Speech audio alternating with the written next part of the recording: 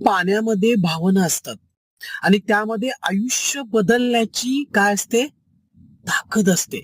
त्यामुळे मित्र, डॉक्टर मसारू इमोटो म्हणतात, की ज्यावेळी आपण पाण्यावरती प्रेमाचे शब्द लिहितो बाटलीवरती, त्यावेळी त्याची रचना सुंदर बनते, सुंदर कलाकृती बनते. त्यांनी ज्यावेळी इलेक्ट्रो मायक्रोस्कोपने बघितलं, प्रत्येक गोष्टीला डिझाईन त्या पाण्याच्या आतमध्ये गेले, त्यावेळी जबरदस्त सुंदर रचना बनली होती. त्यामुळे पाणी पिणाऱ्याच्या मनावरही आणि शरीरावरती सुद्धा काय होतं, त्याचा इफेक्ट होतो. आयुष्य बदलू शकतं.